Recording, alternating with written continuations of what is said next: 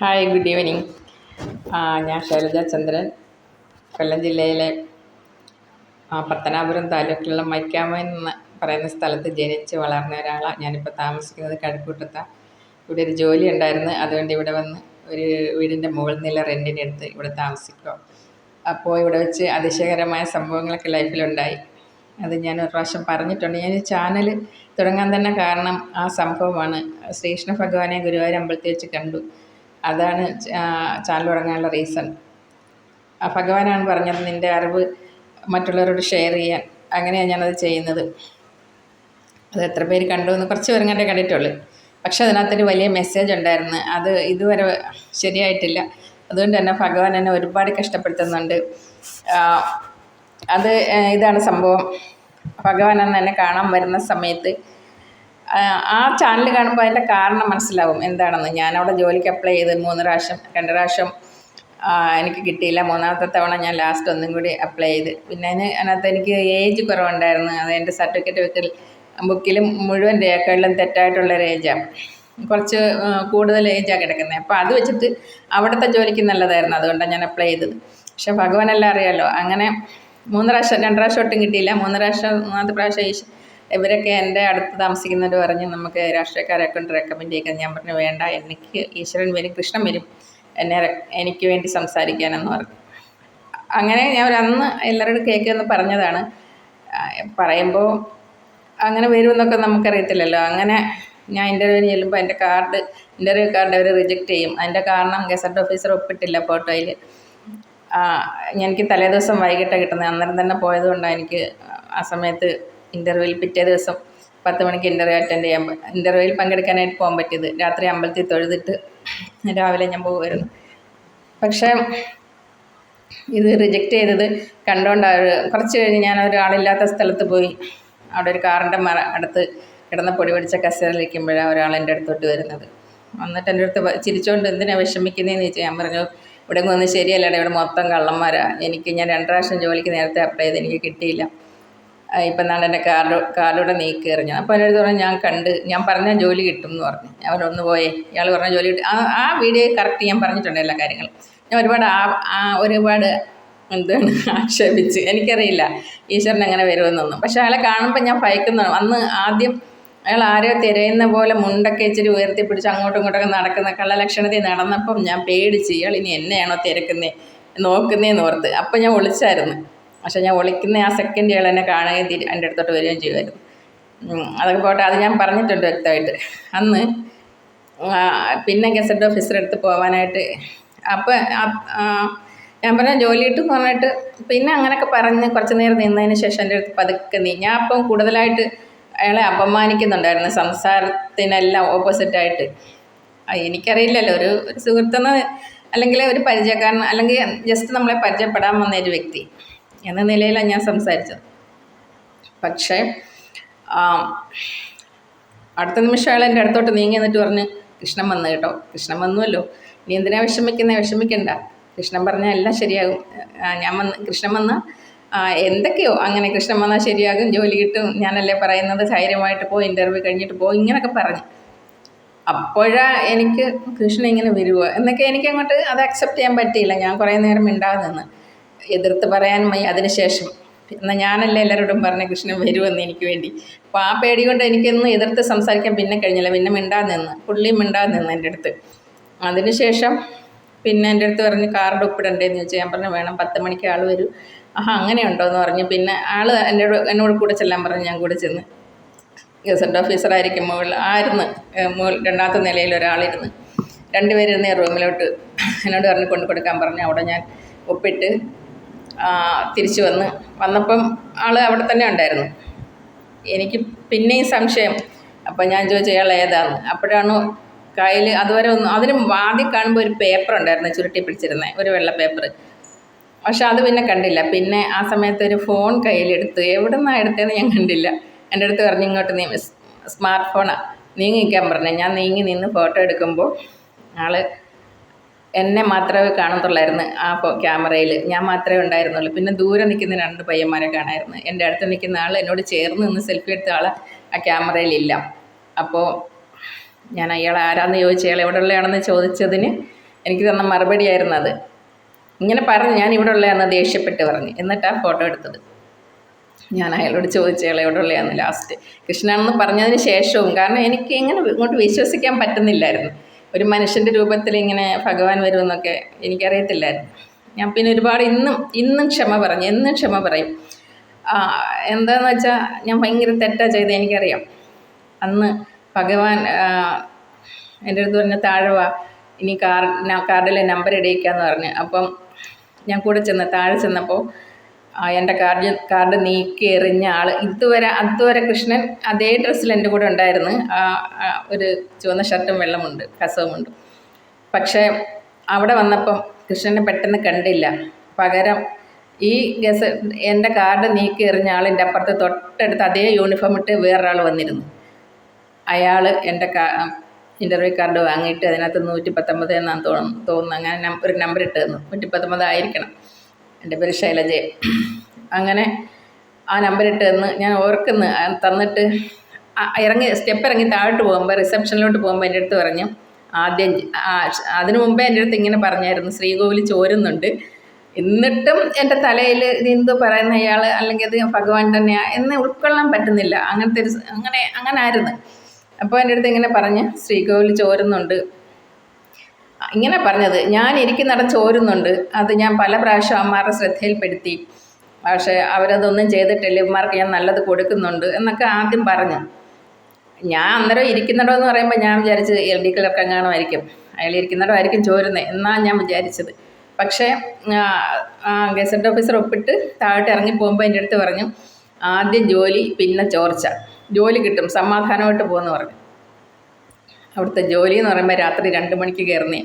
എനിക്ക് കൃഷ്ണനെ കണ്ടു കഴിഞ്ഞപ്പോൾ എനിക്ക് ജോലി രാത്രി ചെയ്യുന്ന കാര്യം, എനിക്ക് ഉറക്കം കഴിഞ്ഞ് ജോലി ചെയ്യുന്ന എനിക്ക് ഇഷ്ടമുള്ള കാര്യമല്ല. പകലൊക്കെ ആയിരുന്നെങ്കിൽ കുഴപ്പമില്ല. അവിടെ രാത്രി 2 മണിക്ക് കയറണം. അത് 2 പ്രാവശ്യം ഇൻ്റർവ്യൂവിന് അവർ എൻ്റെ അടുത്ത് പറഞ്ഞേ, 2 മണിക്ക് ഇയാൾ എങ്ങനെ കഴക്കൂട്ടത്ത് നീ ഇവിടെ വന്ന് ജോലി ചെയ്യുന്നതെന്നൊക്കെ ചോദിച്ചതാണ്. സംഭവം ശരിയാണ്. പക്ഷേ ഞാനിത് ഇൻ്റർവ്യൂ ബോർഡിനോട് പറഞ്ഞില്ല. എൻ്റെ അടുത്ത് അങ്ങനെ പറയാൻ കൃഷ്ണൻ പ്രത്യേകം പറഞ്ഞതാണ്. പക്ഷെ ഞാനത് പറഞ്ഞില്ല. പറയാത്ത കാരണമെന്ന് വെച്ചാൽ അവരാരും വിശ്വസിക്കത്തില്ല. അവരെൻ്റെ അടുത്ത് പറയും, അവരന്നേരം തന്നെ വിചാരിക്കും ഞാൻ ജോലിക്ക് വേണ്ടി ഒരു കള്ളം പറഞ്ഞത്, അല്ലെങ്കിൽ ഭഗവാൻ ശ്രീകൃഷ്ണൻ എന്നെ സഹായിക്കാൻ ഇങ്ങനെ വന്നു. അത് ആരും വിശ്വസിക്കത്തില്ല. പക്ഷേ അതെനിക്ക് പറയാൻ അത് ഞാൻ പറഞ്ഞില്ല. പക്ഷെ അതിനകത്ത് ഇമ്പോർട്ടൻ്റായ കാര്യം ഈ ചോർച്ചയായിരുന്നു. അത് പറയാമായിരുന്നു. എന്നിട്ട് അയാൾ എൻ്റെ അടുത്ത്, ഞാൻ ഇൻ്റർവ്യൂ ചെയ്ത ഒരാൾ എൻ്റെ അടുത്ത് പറഞ്ഞു, കൃഷ്ണൻ പറഞ്ഞാൽ ജോലി കിട്ടുമെന്ന്. എന്നാൽ അപ്പോഴെങ്കിലും ഞാൻ പറയണ്ടേ, കൃഷ്ണനെ കണ്ടു, കൃഷ്ണൻ ഇങ്ങനെയൊക്കെ പറഞ്ഞു. ഞാനൊന്നും പറഞ്ഞില്ല, ചിരിച്ചുകൊണ്ട് ഞാൻ ഇറങ്ങിപ്പോയിരുന്നു. കാരണം എന്ന് പറഞ്ഞാൽ ഇപ്പുറത്ത് ഈശ്വരൻ്റെ പൂർണ്ണമായ ഒരു ഉറപ്പുണ്ട്, ജോലി കിട്ടും, സമാധാനമായിട്ട് പോകുമെന്ന് പറഞ്ഞേ. അപ്പോൾ പിന്നെ ഇവരൊക്കെ ഇനി തന്നില്ലേലും ഇന്ന് എനിക്കൊന്നുമില്ല, ഭഗവാൻ എന്തെങ്കിലും ചെയ്തോളുമല്ലോ എന്നാണ് ഞാൻ മനസ്സിൽ വിചാരിച്ചത്. പക്ഷേ ഒന്നും നടന്നില്ല. ജോലി കിട്ടിയില്ലെന്ന് മാത്രമല്ല, ഇപ്പം വരെ, ഇപ്പോൾ 1 വർഷവും കഴിഞ്ഞ മെയ് 30-നായിരുന്നു, ഇപ്പോൾ 1 വർഷവും 1 മാസവും കഴിഞ്ഞ് ഇപ്പം വരെ ആ 2 മാസം വരെ എനിക്ക് വലിയ വിഷമമൊന്നും ഉണ്ടായില്ല. അതികഠിനമായ കഷ്ടതയായിരുന്നു. കഷ്ടതയെന്ന് പറഞ്ഞാൽ എനിക്ക് ചിന്തിക്കാൻ പറ്റത്തില്ല. ഞാൻ പല ദിവസം ഇവിടെ അടുത്തൂടെ ട്രെയിൻ പോകുന്ന പാളമുണ്ട്, അവിടെ പോകും ആത്മഹത്യ ചെയ്യാനായിട്ട്. ഇന്ന് ഞാൻ ഇവിടെ ഒരു കൃഷ്ണ വിഗ്രഹം ഉണ്ട് എനിക്ക്. കൃഷ്ണ, ഇന്ന് ഞാൻ പോകും, നിന്നെ ഈ പിള്ളേർ ഇവിടെ കുറേ പിള്ളേരൊക്കെ ഉണ്ട്, അവർ തല്ലിപ്പൊട്ടിച്ച് കളിക്കും, ഞാൻ തീർച്ചയായിട്ടും പോയി മരിക്കും എന്ന് പറഞ്ഞ് ഞാൻ ഇവിടുന്ന് വാരിക്കെട്ടി കരഞ്ഞ് വിളിച്ചൊക്കെ പോകും. അവിടെ ചെല്ലുമ്പോൾ അവിടെ ഒരു പോസ്റ്റ് വീണ് കിടപ്പുണ്ട്. അതിൻ്റെ മണ്ടേ കയറി ചിരിച്ചുകൊണ്ട് ദൂരേന്ന്, ചേച്ചി അമ്പലത്തിൽ പോകാൻ വന്നതാണോ? ഞാൻ പറഞ്ഞല്ല, ഞാൻ ചുമ്മാ നടക്കാൻ വന്നതെന്ന് പറഞ്ഞു. അതേപോലെ തിരിച്ചു പോരും. കാരണം എന്താണെന്ന് വെച്ചാൽ മരിക്കാൻ സമ്മതിക്കത്തില്ല, ജീവിക്കാനും സമ്മതിക്കത്തില്ല. ഒരുപാട് കഷ്ടതയാണ് ഞാൻ അനുഭവിച്ചുകൊണ്ടിരുന്നത്. പലപ്പോഴും എനിക്ക് ചായ കുടിക്കാൻ വരും, പാൽ വാങ്ങിക്കാൻ പോലും പൈസ ഇല്ലാതെ ഞാൻ വിഷമിച്ചിട്ടുണ്ട്. അപ്പം ഭഗവാൻ ഉറപ്പായിട്ടും പറയും, നീ ആരോടെങ്കിലും ചോദിക്ക്, സമയമാകുമ്പോൾ എല്ലാം ശരിയാകും. ഇപ്പം നിനക്ക് ആവശ്യമുള്ള പണം ആരോടെങ്കിലും സഹായിക്കാൻ ഇങ്ങനെ പറയും. ഞാൻ ചോദിക്കും. എനിക്ക് ഒരു റിട്ടയർഡായ ഒരു സാറുണ്ട്. ആ സാറിൻ്റെ ഒരു ക്രൈംബ്രാഞ്ച് SP സാറിനോട് എനിക്ക് ബുദ്ധിമുട്ടുണ്ടാകുമ്പോഴൊക്കെ പണം വാങ്ങാറുണ്ട് ജോലിയില്ലാത്ത സമയത്ത്. പിന്നെ എൻ്റെ ഒരു ബന്ധു എന്നെ സഹായിക്കാറുണ്ട് റെൻ്റൊക്കെ കൊടുക്കാനായിട്ട്. അപ്പം അങ്ങനെയൊക്കെ ഞാൻ ജീവിച്ചു പോകുന്നത്. ഈ ആരുടെയും പടദുരിതം പറഞ്ഞൊന്നുമല്ല, ശ്രീകൃഷ്ണനെ കണ്ടതിന് ശേഷമാണ് ഈ അതിഭയങ്കരമായ കഷ്ടതകൾ എനിക്ക് ഉണ്ടായത്. അപ്പം എല്ലാവരും പറയും കൃഷ്ണനെ കണ്ടാൽ നല്ലതല്ലേ എന്ന്. നല്ലതായിരിക്കാം. ഭഗവാൻ പറയുന്നത് എനിക്ക് എന്തൊക്കെയോ കഴിഞ്ഞ ജന്മങ്ങളിൽ അതിഭയങ്കരമായ ദോഷമോ അല്ലെങ്കിൽ കഷ്ടതകൾ അനുഭവിക്കാനുണ്ട്. അത് അനുഭവിച്ച് തീർന്നെങ്കിൽ മാത്രമേ പറ്റുള്ളൂ, അത് അനുഭവിക്കാതെ പറ്റില്ല. പിന്നെന്താണ് പരീക്ഷണം എന്ന് ഞാനങ്ങ് കൃഷ്ണൻ്റെ അടുത്ത് സ്ഥിരം പറയും, കൃഷ്ണ എന്തുവാ ഇത് പരീക്ഷണം കഴിഞ്ഞില്ലേ എന്ന് വെച്ചാൽ നമുക്കങ്ങ് നരകമാവും ലൈഫ്. നമുക്ക് എനിക്ക് മനസ്സിന് ഒരു സത്യം ഞാൻ ഒരു സമാധാനം ഇല്ലായിരുന്നു എന്ന് ചോദിച്ചാൽ ചിലപ്പോഴൊക്കെ ഇന്ന് ഭഗവാന്റെ എന്താണ് 8ാമത്തെ അവതാരം ശ്രീരാമചന്ദ്രൻ്റെ അവതരിക്കുന്ന മാസമാണ് കർക്കിടക മാസം. ഓക്കെ, എല്ലാവർക്കും രാമായണ മാസം നമ്മൾ രാമായണം പാരായണം ചെയ്യുന്ന മാസമാണ്. അതിൻ്റെ ആശംസകൾ എല്ലാവർക്കും ഉണ്ട്. എങ്കിൽ കൂടി ഞാൻ പറയുവാണേ, എല്ലാവരും വിചാരിക്കും ഭഗവാനെ കണ്ടു കഴിഞ്ഞാൽ ഏറ്റവും നല്ല. ഞാൻ വളരെ സന്തോഷത്തിലായിരുന്നു. ഈശ്വരനെ കണ്ടില്ലേ, എനിക്കൊന്നുമില്ല, എനിക്ക് അതീവ സന്തോഷമായിരിക്കില്ല. ഈ ജീവിതമൊക്കെ വലിയ ലക്ഷറി ലൈഫായിരിക്കും. കുചേലിന് കൊടുത്ത പോലെ എന്തെങ്കിലുമൊക്കെ എനിക്ക് തരുമായിരിക്കും. ഇങ്ങനെയൊക്കെ ഞാൻ സ്വപ്നം കണ്ട് ഞാൻ വിചാരിച്ചു അപ്പോൾ എൻ്റെ കഷ്ടതയിൽ ഞാൻ രക്ഷപ്പെടുന്നു. പക്ഷെ ഞാൻ പറയാം, ഈ സമയം വരെ എനിക്ക് അതിഭയങ്കരമായ കഷ്ടപ്പാടായിരുന്നു. ഇന്നും കൂടി ഞാൻ ആത്മഹത്യ ചെയ്യണം, ഇനിയിപ്പം റെയിൽവേ പാളത്തിൽ പോകുന്നില്ല, തൂങ്ങി മരിക്കണം, അങ്ങനെ തന്നെ ഞാൻ മനസ്സിൽ വിചാരിച്ചിരുന്നേ. കാരണം എനിക്ക് അത്രയ്ക്ക് വിഷമം ഉണ്ടാകും. പിന്നെ മെൻ്റലി പിന്നെ കൃഷ്ണ എനിക്ക് ഞാൻ വീട്ടിൽ നിന്നൊക്കെ പോരുന്നൊക്കെ കഴിഞ്ഞ് ഞാൻ പറഞ്ഞിട്ടില്ല, എന്നെ ഉണ്ട്, ഫസ്റ്റ് വീഡിയോ പറഞ്ഞിട്ടുണ്ട്. ഞാൻ വീട്ടിൽ നിന്ന് 4 വർഷം മുമ്പ് ഇറങ്ങി പോരുന്നതാണ്. എൻ്റെ മകൻ കല്യാണം കഴിച്ച് അവരൊക്കെ എന്തോ എനിക്ക് ലൈഫ് ബുദ്ധിമുട്ട് തോന്നി ഞാൻ പോരുന്നതാണ്. പിന്നെ ഞാൻ വിചാരിച്ച അവരൊന്ന് എൻ്റെ അടുത്ത് ഇനി മിണ്ടത്. പിന്നെ പക്ഷേ കൃഷ്ണനെ കണ്ടു കഴിഞ്ഞ് മിണ്ടുമൊക്കെ ചെയ്ത്. അപ്പോഴൊക്കെ എൻ്റെ അടുത്ത് കൃഷ്ണൻ പറയും, നിന്നോട് സ്നേഹമില്ലാത്തവരെ നീ അങ്ങോട്ട് കയറി സ്നേഹിക്കാൻ പോകരുത്. അവരൊന്നും അവരുടെയൊക്കെ മനസ്സെല്ലാം നീ ഉദ്ദേശിക്കുന്ന പോലെ അല്ലെന്നൊക്കെ കൃഷ്ണൻ്റെ അടുത്ത് പല ദിവസങ്ങളിൽ ഞാൻ കൃഷ്ണനെ സ്വപ്നത്തിൽ കണ്ടിട്ടുണ്ട്. ഇങ്ങനെ സംസാരിക്കുന്നത് ഞാൻ വിചാരിച്ചത് കൃഷ്ണൻ എങ്ങനെ അറിയാം. ഞാൻ ആരുടെ അടുപ്പം കാണിച്ച അല്ലെങ്കിൽ അങ്ങോട്ട് പോയ കൃഷ്ണൻ പറയും, അവരുടെയൊക്കെ മനസ്സ് വേറെ, നിൻ്റെ കൂട്ടല്ല, നീ ചിന്തിക്കുന്ന പോലെ അല്ല അവർ ചിന്തിക്കുന്നത്. പക്ഷെ എനിക്ക് ഇന്നലെ എൻ്റെ മകൻ്റെ മനസ്സ് പൂർണ്ണമായിട്ടും മനസ്സിലായി എന്നുള്ളതാണ്. എനിക്ക് അതിശയം തോന്നി. ഭഗവാൻ പറഞ്ഞതൊക്കെ ശരിയാണ്. നിന്നെ ഇറക്കി വിട്ടുകഴിഞ്ഞാൽ നിന്നെ ഉപേക്ഷിച്ചവരെ നീ അങ്ങോട്ട് ഒന്നിനും പോകണ്ട എന്ന് പറഞ്ഞ് അവർക്കെല്ലാം മറുപടി ഞാനാണ് കൊടുക്കുന്നത്, നീയല്ല കൊടുക്കുന്നത്, നീ ഒന്നും ആരോടും പറയരുത് എന്നൊക്കെ കൃഷ്ണൻ എൻ്റെ അടുത്ത് പറയാറുണ്ട്. ഞാൻ കൃഷ്ണനെ പല സ്വപ്നങ്ങളിലും പല ദിവസങ്ങളിലും കണ്ടിട്ടുണ്ട്. അതിനുശേഷം എൻ്റെ ദുഃഖമെല്ലാം ഞാൻ ഒരുപാട് കരഞ്ഞു കിടന്ന രാത്രി പറയുന്നത്, കൃഷ്ണ ഞാൻ എന്ത് തെറ്റാ തെറ്റ് ചെയ്തവരൊക്കെ സുഖമായിട്ട് ജീവിക്കുന്നില്ല, ഞാൻ എന്ത് തെറ്റ് ചെയ്തിട്ടാണ് കൃഷ്ണ ഇങ്ങനെ വന്നേന്നൊക്കെ പറഞ്ഞ് ഞാൻ കരയുമ്പോഴൊക്കെ അന്ന് രാത്രിയിലൊക്കെ കൃഷ്ണൻ എൻ്റെ അടുത്ത് പറയും, നീ പിന്നെ തെറ്റൊന്നും ചെയ്തത് അതൊന്നും അല്ല, ഇതൊക്കെ മുൻ ജന്മങ്ങളിലെ പാപഫലം, അതിന് നിനക്ക് പുനർജന്മമൊന്നുമില്ല. അത് മാത്രമല്ല, നിൻ്റെ ഈ കണ്ണുനീരൊക്കെ ഞാൻ ഏറ്റവും നല്ല സന്തോഷമാക്കി മാറ്റിത്തരും, നീ ഒന്ന് കാത്തിരിക്കുക, ക്ഷമയോടെ കാത്തിരിക്കുക, സമയമാകുമ്പോൾ എല്ലാം ശരിയാകും എന്നിങ്ങനെ പറയും. ഞാൻ വിളിച്ച് കൃഷ്ണൻ എന്തോ ഈ പറയുന്നത്, എനിക്കൊന്നും മനസ്സിലാകും. കാരണം നമുക്കൊരു ദിവസം കടന്നു പോകാൻ ബുദ്ധിമുട്ടായിരിക്കും. ആ ദിവസത്തെ എല്ലാ കാര്യങ്ങളും ഇല്ലേ, ഒരുപാട് കാര്യങ്ങളില്ലേ മനുഷ്യൻ. ഞാനൊരു റെൻറ്റ് കൊടുക്കുന്ന വീട്ടിൽ താമസിക്കുന്നതിന് എൻ്റെ ചിലവ്, ഗ്യാസ്, എങ്ങനെ മെഡിസിൻ, അങ്ങനത്തെ കാര്യങ്ങളൊക്കെ ഉണ്ട്. അപ്പം ഞാൻ ഓർക്കും, ഈ കൃഷ്ണ ഇത് എന്തോ 1 വർഷത്തിൽ കൂടുതലായി ഞാൻ കിടന്ന്. പക്ഷേ കൃഷ്ണൻ എപ്പോഴും ഓർമ്മിപ്പിക്കുന്ന ഒരു കാര്യം, ഈ ചോർച്ച അവർ മാറ്റിയിട്ടില്ല. അതിൻ്റെ പ്രധാന കാര്യം ഞാനതവിടെ പറഞ്ഞില്ല ഒന്ന്.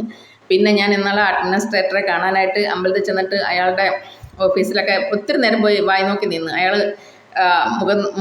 കാണാൻ അനുവദിച്ചില്ല.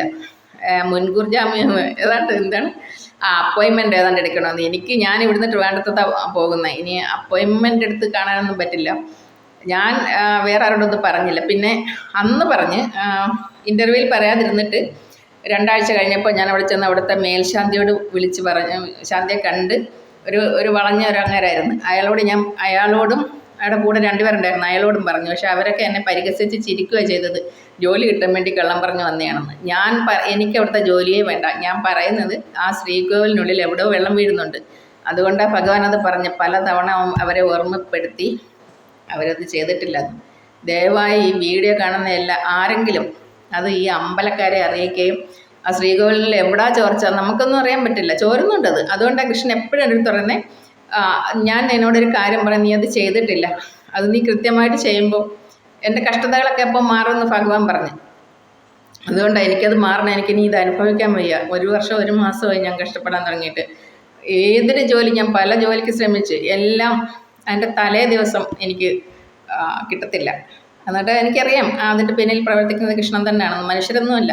കൃഷ്ണൻ പറഞ്ഞ് നിന്നെ വീട്ടിൽ നിന്ന് ഇറക്കിയതും ഇവിടെ എല്ലാം എൻ്റെ ലൈഫിൽ എന്ത് സംഭവിച്ചോ അതിൻ്റെ എല്ലാം പിന്നിൽ ഞാനുണ്ടായിരുന്നു. നിന്നെ എനിക്ക് ജന്മജന്മാന്തരങ്ങളായിട്ടറിയാം. ഇപ്പോഴും ഞാനുണ്ട്, ഇനി നിൻ്റെ കൂടെ എപ്പോഴും ഞാൻ ഉണ്ടാവുമെന്ന് പറഞ്ഞു. എനിക്കാണ് ഞാൻ ഏറ്റവും ഇഷ്ടപ്പെട്ടിരുന്ന നോൺ വെജ് ഭക്ഷണം ഒരു അൽഫാമും, ഹാഫ് അൽഫാമും കുറച്ച് ബിയറൊക്കെ ഞാൻ കുടിക്കുമായിരുന്നു. അതെല്ലാം കൂടെ ആയിരുന്നു എൻ്റെ ആഹാരം. പലപ്പോഴും ഒരു സാധനം കഴിക്കാൻ, മുട്ട പോലും കഴിക്കാൻ കൃഷ്ണൻ സമ്മതിക്കത്തില്ല. ഞാൻ ഇതിനിടയ്ക്ക് അതിനുശേഷം നോൺ വെജ് എല്ലാം പൂർണ്ണമായിട്ട് ഒഴിവാക്കിയിട്ട് പിന്നെ എനിക്കങ്ങ് മുട്ട കഴിക്കാൻ തോന്നിയിട്ട് ഞാൻ 2 മുട്ട വാങ്ങിക്കൊണ്ടുവന്ന് പുഴുങ്ങിയായിരുന്നു. ഒരെണ്ണം ഞാൻ എപ്രാളം പിടിച്ച് തിന്നുകയും ചെയ്തു. അപ്പം തന്നെ എൻ്റെ ഫോണിലൊരു കൃഷ്ണൻ്റെ ഫോട്ടോയും എൻ്റെ അടിയിലൊരു മെസ്സേജും കൂടെ വന്ന്. അത് ആരെങ്കിലും ചെയ്യുന്നതാണ്, പക്ഷേ അത് എനിക്ക് എഫക്റ്റ് ചെയ്യും. കാരണം എന്താണെന്ന്, കൃഷ്ണൻ്റെ സന്ദേശം അത്. നീ ഞാൻ പറയുന്ന പാത പിന്തുടരാതെ നിൻ്റെ ഇഷ്ടത്തിന് എന്തെങ്കിലുമൊക്കെ ചെയ്ത് കൂട്ടിയാൽ നീ നശിക്കും. ഇല്ലെങ്കിൽ ഞാൻ നിന്നെ ഉയർത്തിക്കൊണ്ടുവരും. ഞാൻ പറയുന്നത് പോലെ ജീവിക്കാൻ എപ്പോഴും കൃഷ്ണൻ എനിക്ക് അങ്ങനത്തെ ഒരു മെസ്സേജ് തരും. കൃഷ്ണൻ്റെ ഇഷ്ടത്തിനനുസരിച്ചല്ലാതെ എനിക്ക് ജീവിക്കാൻ പറ്റില്ല. ഞാൻ ജനിച്ചപ്പോൾ തൊട്ട് ഈ കഴിഞ്ഞ 1 വർഷത്തിന് മുമ്പ് വരെ നോൺ വെജ് ഭക്ഷണം ഏറ്റവും കൂടുതൽ കഴിച്ചിട്ടുള്ള ആളാണ്. ജനിച്ചപ്പോഴെന്ന് പറഞ്ഞാൽ അച്ഛൻ കാട്ടിൽ നിന്ന് ജീവികളെ വെടിവെച്ച് പിടിച്ചുകൊണ്ട് വരും. അങ്ങനെ തിന്ന് ശീലിച്ചിട്ടുള്ള ഒരാൾ. എനിക്ക് ഏറ്റവും ഇഷ്ടമായിരുന്ന അൽഫാമൊക്കെ എനിക്കിഷ്ടമുള്ള. ഇപ്പം കടയിലൊക്കെ പോകുമ്പോൾ ഞാൻ മീൻ കട ഞണ്ടും കൊഞ്ചൊക്കെ ഇരിക്കുമ്പോൾ കണ്ടിട്ടൊന്ന് നോക്കിയിട്ട് എന്തോ ചെയ്യാനാ, കഴിക്കാൻ പറ്റില്ല, വാങ്ങിക്കാൻ പറ്റില്ല. ഞാനത് ഗുണങ്ങൾ കൊണ്ട് കൃഷ്ണൻ എന്നെ കൊല്ലും, എന്തെങ്കിലും ചെയ്യും. കാരണം എന്താണെന്ന് വെച്ചാൽ ഒരു ദിവസം ഞാൻ പുറത്തുനിന്ന് ഫുഡ് കഴിച്ചപ്പം അച്ചാറിനകത്ത് മീനായിരുന്നു, ചൂരമീനൊക്കെ ഉണ്ടായിരുന്നു. അത് ഞാൻ എനിക്ക് ഭയങ്കര ടേസ്റ്റ് തോന്നിയിട്ട് ഞാൻ കഴിച്ചപ്പം ഒരു ശകലേ കഴിച്ചിട്ട് ഇറങ്ങി പൈസയും കൊടുത്തിട്ട് അയാളതിൻ്റെ അടുത്ത് മീനാന്ന് പറഞ്ഞതും ഇല്ലായിരുന്നു. പക്ഷേ കഴിച്ചപ്പോൾ എനിക്ക് മനസ്സിലായി മീനിൻ്റെയാന്ന്. ചെറിയ മീനച്ചാറാണ്. കഴിച്ചിട്ട് ഇറങ്ങിയപ്പം എൻ്റെ 2000 രൂപയുടെ ഹെഡ്സെറ്റാണ് നഷ്ടപ്പെട്ടതെന്ന്. എല്ലാം യാദൃശ്യമാണെന്ന് വേണമെങ്കിൽ പറയാം. അല്ല, ഭഗവാൻ എൻ്റെ കൂടെ തന്നെ ഉണ്ട്. ഭഗവാൻ എന്നെ സമ്മതിക്കത്തില്ല ഒരു നോൺ വെജ് ഭക്ഷണം. ആദ്യം തന്നെ ഭഗവാൻ പറഞ്ഞ്, ജീവികളെല്ലാം മനുഷ്യരെ പോലെ തന്നെ എല്ലാ ജീവജാലങ്ങളും എന്നിൽ നിന്നുള്ളവരാ, എൻ്റെ അംശമാണെന്ന് പറഞ്ഞു. ജീവനുള്ള ഓരോ ജീവികളും എൻ്റെ അംശമാണ്, അതിനെ ഭക്ഷിക്കാൻ പാടില്ല എന്ന് പറഞ്ഞു. പാല്, തൈര്, വെണ്ണ, പച്ചക്കറി എല്ലാം കഴിക്കാം, ഒരു കുഴപ്പമില്ല. പക്ഷേ എനിക്കാണെങ്കിൽ ഇതൊന്നും ഇഷ്ടമേ ഇല്ല. ഞാൻ എന്നിട്ട് ഈ 1 മാസക്കാലം കൊണ്ട് ഇത് തന്നെ ഗതികെട്ടാൻ ഞാൻ കഴിക്കുന്നത്. എനിക്ക് ഭയങ്കര പേടിയാണ് കൃഷ്ണ അതിഭയങ്കരമായിട്ട് നമ്മളെ ശിക്ഷിക്കും, പാഠം പഠിപ്പിക്കുമെന്നൊക്കെ. എനിക്കാണെങ്കിൽ അതൊക്കെ കേൾക്കുമ്പോൾ ഭയങ്കര ദേഷ്യം. അതുപോലെ ഞാൻ ഈ ടാറോ റീഡിങ്ങൊക്കെ കേൾക്കുമായിരുന്നു. അപ്പോൾ അതൊന്നും ഞാൻ കേൾക്കത്തില്ല. പെണ്ണുങ്ങളെ എല്ലാം എനിക്ക് കൊല്ലാൻ തോന്നും. കാരണം എന്താണെന്ന് വെച്ചാൽ ഡിവൈൻ അങ്ങനെ എന്നൊക്കെ പറയുന്നത് കേൾക്കുമ്പോൾ എനിക്ക് ഭയങ്കരമായിട്ട് ദേഷ്യം വരും. കാരണം നമ്മൾ അനുഭവിക്കുന്നതിൻ്റെ മാക്സിമം സഹിക്കാൻ പറ്റില്ല, അത്രയും ഞാൻ അനുഭവിച്ചു കഴിഞ്ഞു. അതുകൊണ്ട് ഈ വീഡിയോ കാണുന്ന സുഹൃത്തുക്കൾ ആരെങ്കിലും ഗുരുവായൂർ അമ്പലത്തിൽ പോയിട്ട് അല്ലെങ്കിൽ അവർക്ക് ഇത് കാണിച്ചു കൊടുത്താൽ മതി. അവിടെ എവിടെയോ ചോരുന്നുണ്ട്, എവിടെയാണെന്ന് എനിക്കറിയുന്നില്ല. അവരിപ്പോഴും അതടച്ചിട്ടില്ല. ഇനി അന്ന് ഞാൻ പോറ്റോട് പറഞ്ഞപ്പോൾ അയാൾ എന്നെ കളിയാക്കി ചിരിക്കുകയാണ് ചെയ്തത്. വേറൊരു സംസാരിക്കാനുള്ള അവസരം അവർ തന്നില്ല. എനിക്ക് ഈ അപ്പോയിൻമെൻ്റ് ഒന്നും എടുക്കാൻ വയ്യ. അതുകൊണ്ട് ഈ വീഡിയോയിലൂടെ ആരെങ്കിലും കാണുന്നെങ്കിൽ അവരുടെ ശ്രദ്ധയിൽപ്പെടുത്തുകയും ആ ചോർച്ച എവിടെയാണെന്ന് കണ്ടുപിടിച്ച് അത് അടയ്ക്കുകയും ചെയ്യണം. ഇല്ലെങ്കിൽ കൃഷ്ണൻ എന്നെ തല്ലിക്കൊല്ലുമായിരിക്കും, എങ്ങനെയും കൊല്ലുമായിരിക്കും. എനിക്കറിയത്തില്ല കൃഷ്ണൻ ഞാനായിട്ട് എന്തോ കണക്ഷനെന്ന്. പക്ഷെ ഭഗവാൻ എൻ്റെ അടുത്ത് വന്നു എന്നുള്ളത് സത്യമായ കാര്യമാണ്. അങ്ങനെ ഒരു കള്ളമൊന്നും പറഞ്ഞ് വീഡിയോ ഒന്നും ചെയ്യത്തില്ല. ഇതൊക്കെ ആരോട് വേണമെങ്കിലും എപ്പോൾ വേണമെങ്കിലും സത്യസന്ധമായി പറയാം. പിന്നെ അവരുടെ സംശയത്തിന് ഞാൻ ആദ്യ വീഡിയോയിൽ തന്നെ ഞാൻ പറഞ്ഞു, യൂട്യൂബ് ചാനൽ തുടങ്ങിയത് തന്നെ ഇത് പറയാൻ വേണ്ടിയാണ്. അതിനകത്ത് ഞാൻ പറഞ്ഞിട്ടുണ്ട്, ദേവപ്രശ്നത്തിലറിയാം കൃത്യമായിട്ട്. ഇത് ഉടായ്പില്ലാത്ത ആൾക്കാർ ചെയ്യുവാണെങ്കിൽ ദേവപ്രശ്നത്തിൽ എല്ലാ കാര്യങ്ങളും അറിയാം. അപ്പോൾ ഇങ്ങനെ ഒരു വ്യക്തിയോട് ഭഗവാൻ ഇങ്ങനെ സംസാരിച്ചിട്ടുണ്ടെന്ന് അറിയാൻ പറ്റും, ഒരു ലേഡിയോട്. ദയവായി ഇത് കാണുന്ന ആൾക്കാർ ആരെങ്കിലും ആ ക്ഷേത്രമായിട്ട് കണക്ഷൻ ഉള്ളവരുണ്ടെങ്കിൽ ഇത് അവരെ അറിയിക്കുകയും ആ ചോർച്ച എവിടെയാണെന്ന് കണ്ടെത്തി അതും അടയ്ക്കുകയും ചെയ്യണം. ശ്രീകോവിലിൽ വെള്ളം വീഴുന്നതുകൊണ്ടാണ് അങ്ങനെ ഒരു കാര്യം ചെയ്തത് ഭഗവാൻ. അങ്ങനെ ചെയ്യാൻ വേണ്ടി ഞാനിപ്പോൾ ഈ വീഡിയോ ചെയ്തത്. ഇന്ന് നാരായണൻ്റെ 8ാമത്തെ അവതാരം, അടുത്ത ശ്രീരാമൻ്റെ ജന്മമാസമാണ്, രാമായണ മാസമാണ്. എല്ലാവരും രാമായണം വായിക്കണം. നാരായണനെ ഞാൻ പറയാമല്ലോ, എനിക്ക് കൃഷ്ണൻ കാണാൻ ഒരു റീസൺ നാമം ചൊല്ലുന്നത് മാത്രമാണ്. ഞാൻ പറഞ്ഞു, ഞാൻ നോൺ വെജ് ഭക്ഷണം കഴിക്കും. ഞാൻ കൂടുതലും ഈ സാരി അങ്ങനത്തെ ഒന്നും ഞാൻ ധരിക്കാറില്ല. ഞാൻ ജീൻസും ടോപ്പും, ഈ ടോപ്പും ഒരു ജീൻസ് വരുന്ന ഭഗവാനെ കണ്ട ദിവസം ഇട്ടിരുന്നേ. അതിൽ നിന്ന് ഒറ്റ കാര്യം മനസ്സിലാക്കിക്കോ, ഡ്രസ്സൊന്നും ഒരു വിഷയമേ അല്ല. പിന്നെ ഒന്നുമല്ല, ഈശ്വരനെ കാണാൻ നാമം ജപം മാത്രം മതി. ആദ്യം മനസ്സ് ഏറ്റവും ശുദ്ധമായിരിക്കണം. ആരുടെ എന്ത് കണ്ടാലും നമുക്ക് അതിലൊരു താല്പര്യം തോന്നരുത്, ഒന്നും തോന്നരുത്. ആരോട് അസൂയയും കുശുമ്പും ഒന്നും വേണ്ട. അതൊന്നും മറ്റുള്ളവരുടെ സ്വത്തിനോടുള്ള താല്പര്യം ഒന്നും ഇല്ലാതെ, എൻ്റെ മനസ്സിൽ അങ്ങനെയൊന്നുമില്ല. എനിക്കെപ്പോഴും എനിക്ക് ഫ്രീ ആയിട്ട് എടുക്കാം, എനിക്കിഷ്ടമുള്ള ഭക്ഷണം കഴിക്കണം, എനിക്കിഷ്ടമുള്ള വസ്ത്രം ധരിക്കണം, എനിക്ക് എൻ്റെ കാര്യം മാത്രമേ ഞാൻ എപ്പോഴും അങ്ങനെ ചിന്തിക്കുന്നത്. നേരത്തെയൊക്കെ മോനെ വളർത്തുന്ന സമയത്ത് ഞാൻ ഒറ്റയ്ക്കാണ് അവനെ വളർത്തിയത്. ഞാൻ സ്നേഹിച്ച് കല്യാണം കഴിച്ച് ഞങ്ങൾ പെട്ടെന്ന് റിവേഴ്സായി. ഞാൻ ഒറ്റയ്ക്കാണ് മോനെ വളർത്തിയത്. അവനെന്നെ രാജ്ഞിയെ പോലെ നോക്കും എന്നൊക്കെയാണ് പറഞ്ഞത്.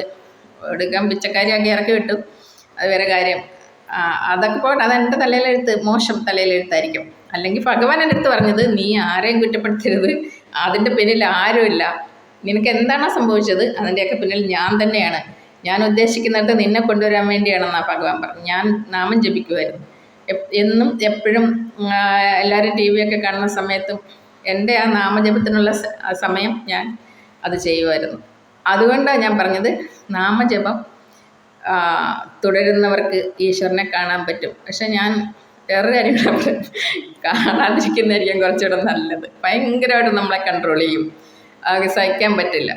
അതിഭീകരമായിട്ട് കൺട്രോൾ ചെയ്യും കൃഷ്ണൻ. അത് ചിലപ്പം കാണുന്നത് നല്ലത്, എനിക്കറിയത്തില്ല അതിനെപ്പറ്റി. പക്ഷേ എനിക്കെന്തായാലും എൻ്റെ അനുഭവം ഞാൻ പറഞ്ഞതാണ്. കൃഷ്ണനെ കണ്ടു, കൃഷ്ണനാണെന്ന് പറഞ്ഞു. അല്ലെങ്കിൽ ഒരു മനുഷ്യനെ കണ്ടിട്ട് ഞാൻ കൃഷ്ണനാണെന്നൊന്നും വിശ്വസിക്കുന്ന ആളല്ല ഞാൻ.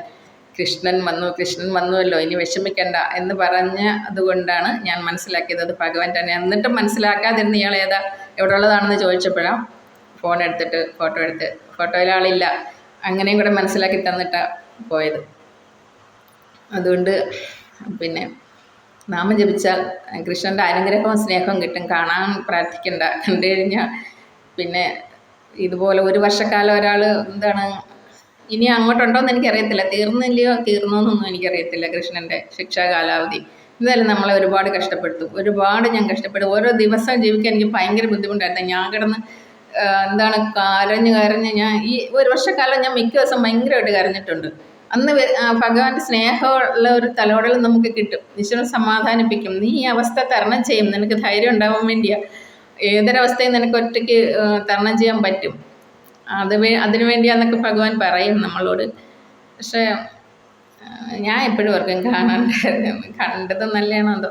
എന്തായാലും ഈശ്വരൻ ഇങ്ങനെ പറഞ്ഞിട്ടുണ്ട്. അത് ദയവായിട്ട് അത് കാണുന്നവർ നിങ്ങളത് ഗുരുവായൂർ ക്ഷേത്രത്തെ അറിയിക്കുകയും ആ ക്ഷേത്രത്തിൽ എവിടാ ചോരുന്നതെന്ന് കണ്ടുപിടിച്ച് അത് അടയ്ക്കാൻ പറയുകയും ചെയ്യണം. അല്ലെങ്കിൽ വീഡിയോ കാണിച്ചു കൊടുത്താൽ മതി. ഞാനിപ്പോൾ അവിടെ ചെന്ന് പറഞ്ഞാലും അഡ്മിനിസ്ട്രേറ്ററെ കണ്ടു പറഞ്ഞാലും അവർ വിശ്വസിക്കണമെന്നില്ല. കാരണം അതുകൊണ്ടാണ് എനിക്കവിടെ ജോലിയും വേണ്ട. ഈശ്വരനെ വിശ്വസിക്കാത്തവരുടെ ജോലി എന്തിനാണ് എനിക്കവിടെ ജോലി വേണ്ട. എനിക്ക് ഈശ്വരൻ എന്നോട് പറഞ്ഞ ഈ കാര്യം അവിടെ ചെയ്യാൻ പറഞ്ഞാൽ മതി, വേറെ ഒന്നും വേണ്ട. എനിക്ക് ഗുരുവായൂർ പോകണമെന്ന് തോന്നുന്നു. ഗുരുവായൂരൊന്നും പോകണ്ട, എൻ്റെ കൃഷ്ണൻ ഇവിടെ തന്നെ ഉണ്ട്, ഗുരുവായൂരപ്പനെ ഇവിടെ തന്നെ ഉണ്ട്.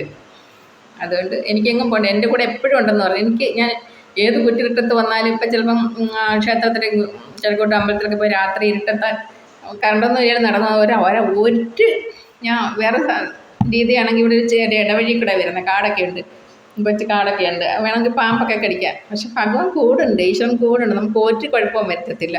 അവിടെ കൂടെ തന്നെ ഉണ്ട് കൃഷ്ണൻ. ഓക്കെ, എല്ലാവരും ഈ വീഡിയോ കാണുന്നവർ ഗുരുവായൂർ ക്ഷേത്രത്തിൽ ഈ കാര്യം അറിയിക്കണം. ക്ഷേത്രത്തിൽ എവിടെയോ ചോരുന്നുണ്ട്, അത് മാറ്റിയിട്ടില്ല അവർ. കാരണം എന്താണെന്ന് വെച്ചാൽ ഈശ്വരൻ അത് തന്നെ എൻ്റെ അടുത്ത് പല തവണകളിൽ പറഞ്ഞു കഴിഞ്ഞു, നിന്നെ ഞാൻ ഒരു കാര്യം ഏൽപ്പിച്ചോ, നീ ഇതുവരെ ചെയ്തിട്ടില്ല. ഈ ഒരു കാര്യമാണ് എൻ്റെ അടുത്ത്, വേറൊന്നും കൃഷ്ണനെ ഏൽപ്പിച്ചിട്ടില്ല. ഈ ഒരു കാര്യമാണ് പറഞ്ഞത്, ക്ഷേത്രം ചോരുന്നുണ്ട്.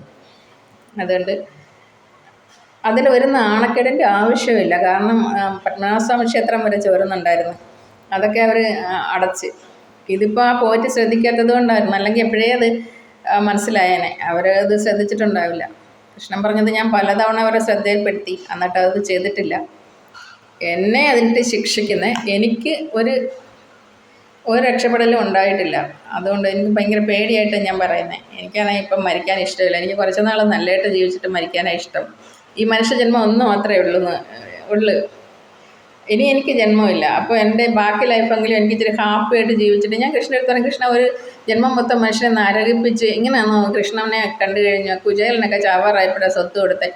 അങ്ങനെ എനിക്കൊന്നും വേണ്ട. എനിക്ക് എൻ്റെ കുറച്ച് ലൈഫേ ഉള്ളൂ, അത് വളരെ സന്തോഷത്തോട്ട് ജീവിക്കാൻ എനിക്കിഷ്ടം.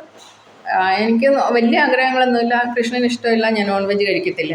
പക്ഷേ എനിക്ക് സിനിമയ്ക്ക് പോകണം, എനിക്ക് സന്തോഷമായിട്ടിരിക്കണം, എനിക്കിഷ്ടമുള്ള കാര്യങ്ങൾ അനാശാസ്യമൊന്നുമല്ല.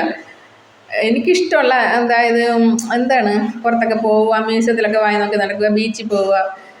ഒറ്റയ്ക്കാളും നമുക്ക് നമ്മുടെ ലൈഫ് ഹാപ്പി ആക്കാൻ പറ്റും. ഞാനിപ്പോൾ അങ്ങനെയല്ലേ ചെയ്യുന്നത്. പക്ഷേ ഇപ്പോൾ എനിക്ക് പൈസ ഇല്ലാത്തതുകൊണ്ട് ഭയങ്കര വിഷമമാണ്. കൃഷ്ണൻ എന്നെ കഷ്ടപ്പെടുത്തിക്കൊണ്ടിരിക്കുക. അതുകൊണ്ട് ദയവായിട്ട് ഈ ക്ഷേത്രത്തിലെ ചോർച്ച മാറ്റാൻ അവരോട് ആരെങ്കിലും ഒന്ന് പറയണം.